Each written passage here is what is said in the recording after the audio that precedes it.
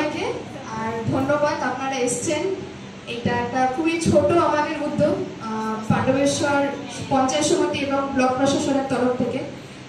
আমরা এই উদ্যোগটা কেন নিয়েছি, যে ওখানে ভয় পাচ্ছে বা যে কারণেই হোক, তোমার আমাদের উদ্যোগটা হলো তোমাদেরকে আমরা যখন ফ্যাসিলিটেট করব, এইটা বাইরে যখন সবাই শুনবে তারা এনকারেজ হবে, অন্যান্য স্টুডেন্ট যারা পড়ছে তারা এনকারেজ হয়ে আরো জীবনে এগিয়ে যাবে। তো তোমরা হলো তাদের জন্য একটা ইন্সপিরেশন, তোমরা হলো তাদের জন্য একটা আইডিয়া। আমাদের সবাই ছোট থেকে কাউকে একটা আইডিয়াল ধরে চলি কি হ্যাঁ এর মতন আমি হব, তো তারাও তোমাদের মতন হবে, তারাও এগিয়ে যাবে। ওই এনকারেজমেন্টটা আমরা করার জন্য এই প্রোগ্রামটা আমরা করেছি। এটা হলো বিদ্যাসাগর পুরস্কার। এটা আগেও হয়েছে, আগের বছর হয়েছে, যেদিন আমি জয়েন করি এখানে সেদিন হয়েছিল। আর এবার আমি এই প্রোগ্রামটাকে আমরা সবাই মিলে অ্যারেঞ্জ করছি। আর কিটি বাবু ঠিকই বলেছে, আমরা যারা অফিসাররা এখানে আসি আমরা অনেক কিছু শিখে যাই। তো এইটাও একটা খুবই নোবেল উদ্যোগ এই পাণ্ডবেশ্বর আমাদের পঞ্চায়েত সমিতি থেকে, যেটা আমি এগিয়ে নিয়ে যাব।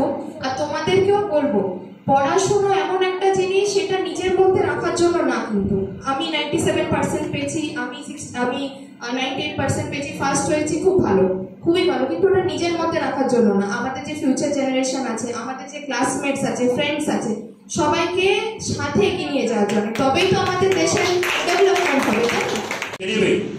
যে কোনো ড্যান্স কম্পিটিশনেই হোক, আবৃত্তিতেই হোক, ছবি আঁকাতেই হোক, আরো যে কোনোতে যে রাজ্য স্তরে যদি চান্স পাই তাহলে সেই স্কুলের গর্ব হবে। সেইটাই আমি সবাইকে অনুরোধ করবো, সবাই মিলে অংশগ্রহণ করি। এটা ছোট ব্যাপার নয়। আমি যদি মনে করি যে ছোট ব্যাপার, ছোটখাটো ব্যাপার পুরস্কৃত করবে, ওখানে গেলেও হবে, না হলেও হবে, ওই পার্টিসিপেট না করলেও হবে, এটা যদি ভাবেন তাহলে হয়তো ভুল করছেন। আপনি ভুল করছেন, আপনার ছেলে মেয়েদের ভুল বোঝাচ্ছেন, ভুল হবে তাতে। ছোট থেকেই বড় হয়।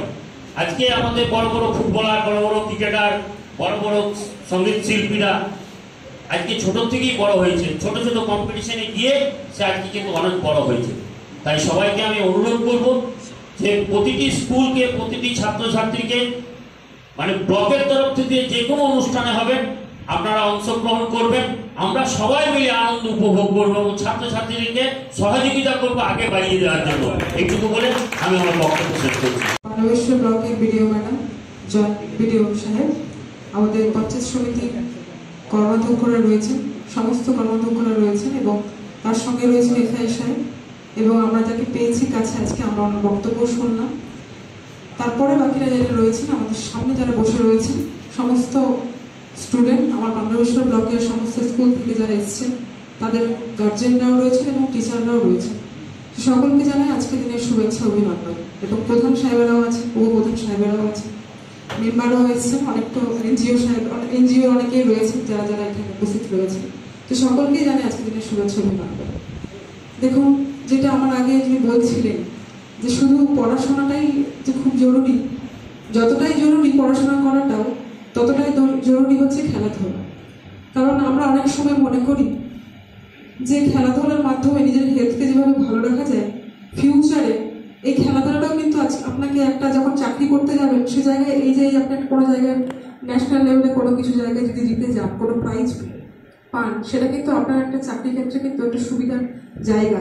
সেক্ষেত্রেও যদি আপনারা একটা ঠিকমতো খেলতে করতে পারেন, আর যদি মনে করেন যে আমরা কিছু করবো ভবিষ্যতে, তো এই মারফতেও আপনারা করতে পারেন এই লাইনে। তো এক্ষেত্রেও আপনি দেশের যেমন একটা সম্মান আনবেন, দেশের জন্য একটা কাজ করে দেশের সম্মান তো আনছেন, তার সঙ্গে আপনি আপনার এলাকার, আপনার নিজেকেও প্রতিষ্ঠিত করতে পারছেন এই মাধ্যমে। খেলাধুলা করো। আর স্টুডেন্টের মা বাবাকে বলবো আপনারা বাচ্চাদেরকে সাপোর্ট করুন। খেলাধুলার সাথে পড়াশোনার জরুরি, কিন্তু হেলথের জন্য খেলাধুলা অনেক বেস্ট। সেই জন্য সবাই মা বাবাকে বলবো যে আপনারা মানে যেমন পড়াশোনাতে সাপোর্ট করছেন তেমনি খেলাধুলাতেও সাপোর্ট করুন।